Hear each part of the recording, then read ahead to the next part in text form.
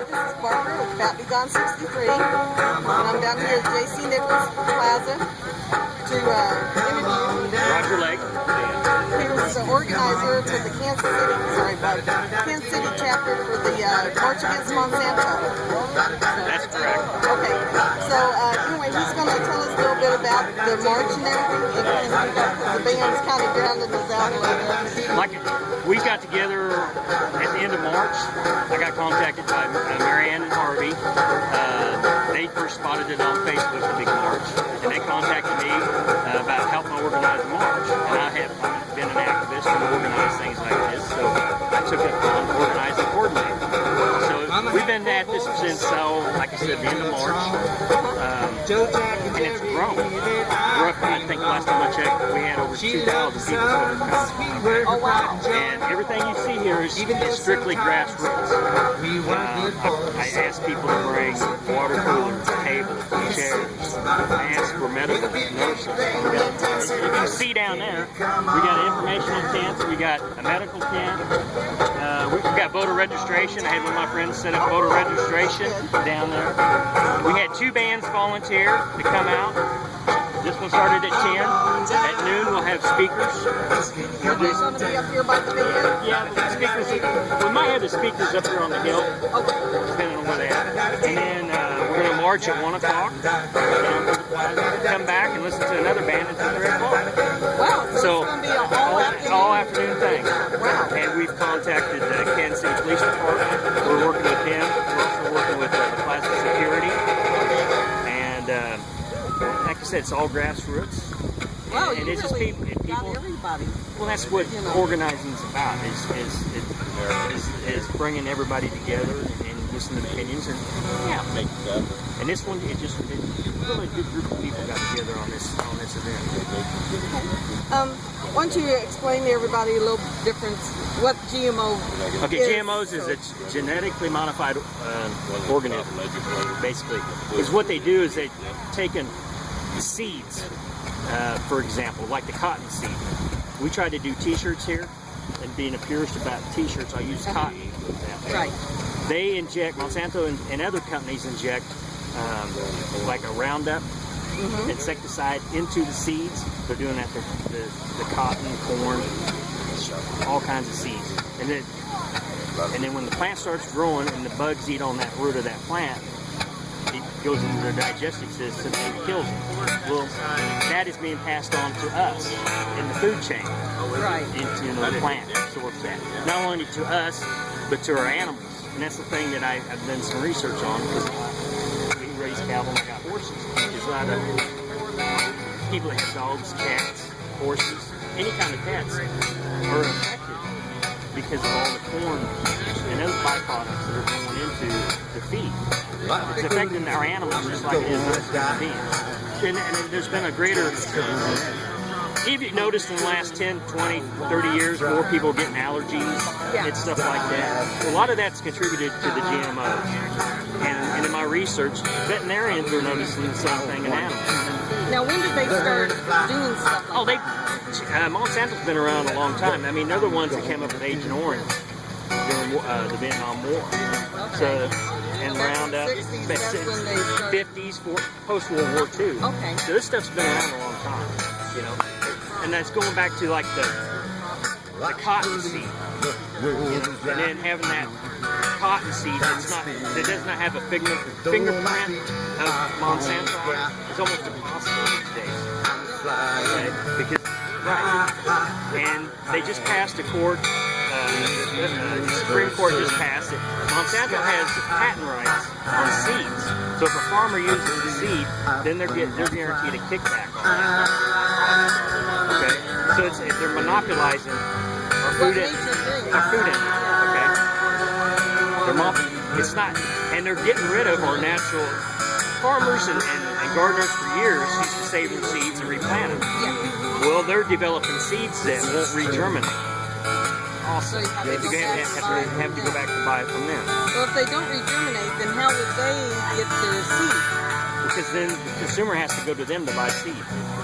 They're set up in a manufacturing where they can produce these seeds. Okay. Think of seedless watermelon.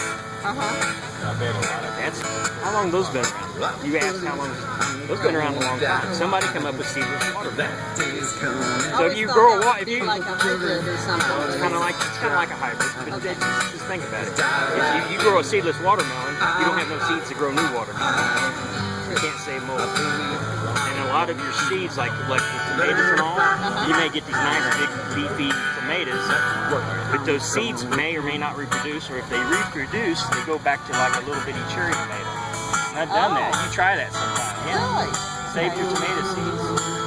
You know, store-bought, great big, and then replant them and see what you get out of those seeds. Okay. Does that help y'all a little bit?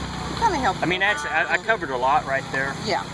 You know, and that's what I was going to start out with the t-shirts. We was trying to find genetic, you know, pure cotton grown in America, labor friendly, that from a seed that's not has Monsanto's fingerprint on it. Right. It was nearly impossible. So we just said, everybody go get your own t-shirt. What about making t-shirts from hemp and stuff like that?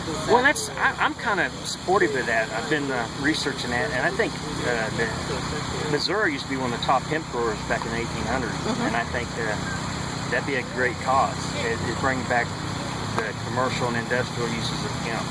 You know, I know there's a lot on the marijuana side, you know, for medicinal purposes, but the way the economy is, somebody that's just got, you know, 5-10 acres can make a good living. Just growing hemp. Just growing hemp. For like ropes and shirts and then you set up, you know, mills, you know, in that region. It's a win-win, I think. locally sustained.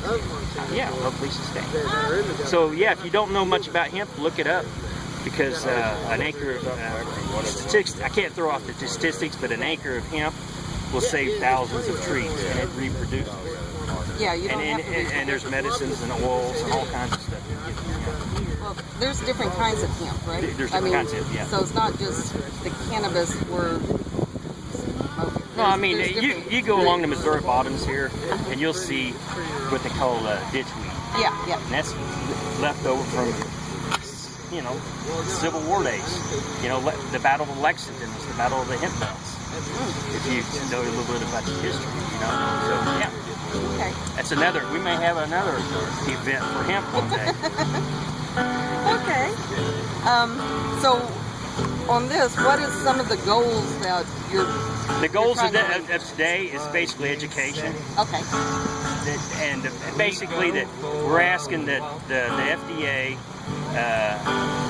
label, have Monsanto and other people like Dow, DuPont label our food. You know, if it's got GMOs in it, just label it. Let us make a decision what's in our food, what we go purchase. It's more of a personal choice. Personal choice, yeah.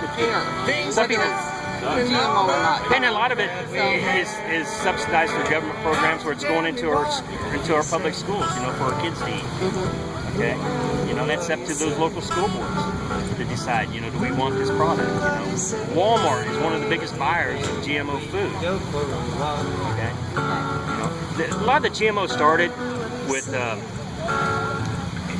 in third world countries. Yeah, they have trouble growing food. Oh, okay. Okay, so that's where they come from because they make the crop more pest resistant, heat resistant. You know. Okay. So that's what the basis that's where it started. Yeah, it started. Okay. But now it's filtered in America, and the Americans aren't liking it. I mean, what we're basically is educating people is label our food. Label our food. Label our cat food. Label our dog food. You know. And if our dairy cattle are eating genetically altered alfalfa hay or corn, that's going into our milk supply. Label that. See? Yes. It's all about labeling. And then people can make a personal choice. And so this is all about education. So, because probably when it started off, their intentions was good, trying to find a plant that could sustain droughts and bugs and stuff like that, but not having the research to understand how it affects the body. Not following through it. They have the thinking it through where.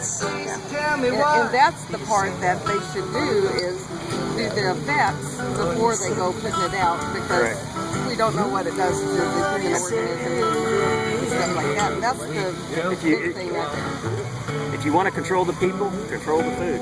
That's true. I think Henry Kissinger said that back in the 70s. Something, so. Yeah.